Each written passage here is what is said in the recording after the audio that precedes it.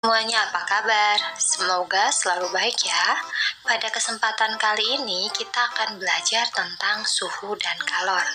Nah, kita akan membahas tentang perbedaan suhu dan kalor, alat pengukur kalor, alat pengukur suhu. Kita juga akan membahas tentang benda-benda yang termasuk konduktor, benda-benda yang termasuk isolator. Kemudian kita juga akan membahas tentang bentuk-bentuk perpindahan kalor beserta contoh-contohnya. Nah, kita mulai saja ya.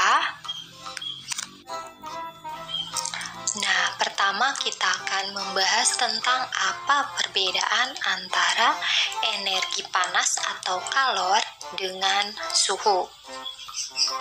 Energi panas merupakan salah satu energi yang dapat diterima dan dilepaskan oleh suatu benda.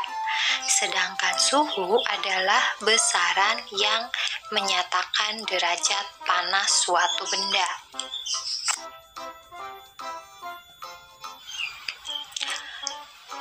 Satuan panas dinyatakan dalam kalori dan alat ukurnya disebut kalorimeter.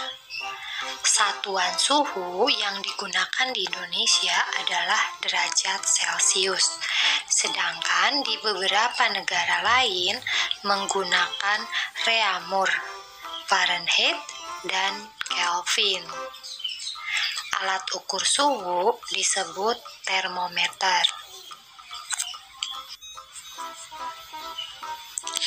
Sekarang kita akan membahas tentang benda-benda konduktor dan benda-benda isolator.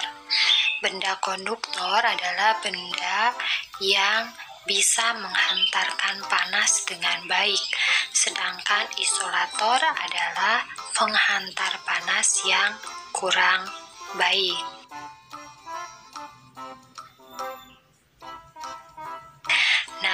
Bahan konduktor sering digunakan dalam kehidupan sehari-hari, biasanya terbuat dari logam. Contohnya panci, wajan, penggorengan, dan peralatan masak. Itu menggunakan bahan konduktor yang terbuat dari logam. Nah, jenis logam yang paling sering digunakan untuk membuat alat tersebut antara lain besi, aluminium, dan tembaga. Beberapa bahan yang termasuk sebagai isolator misalnya kayu, kain, dan plastik. Berikutnya kita akan membahas tentang bentuk-bentuk dan contoh peristiwa perpindahan kalor. Nah, panas ini dapat berpindah melalui 3 cara, yaitu konduksi, konveksi, dan radiasi. Konduksi adalah cara perpindahan panas melalui zat perantara seperti benda padat.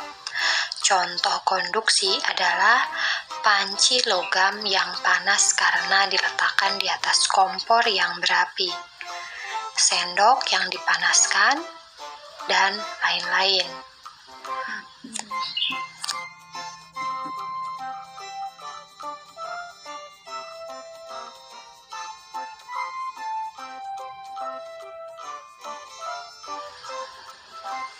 Konveksi adalah perpindahan panas yang disertai dengan perpindahan bagian zat perantaranya. Misalnya, air di dalam panci yang dipanaskan hingga mendidih, angin, darat, dan laut. Pada kedua peristiwa ini, ada perpindahan dari zat perantaranya. Air di dalam panci yang kena panas akan naik atas, sehingga air yang di atas juga akan jadi panas. Yang dingin ke bawah nanti akan panas. Kemudian angin darat dan angin laut juga. Angin yang panas akan berpindah ke daerah yang dingin.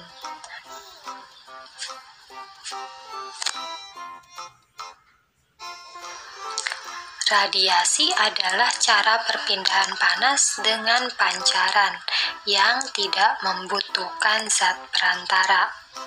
Peristiwa radiasi yang terjadi sehari-hari adalah sinar matahari yang sampai ke bumi dan menghangatkan udara serta makhluk hidup di bumi.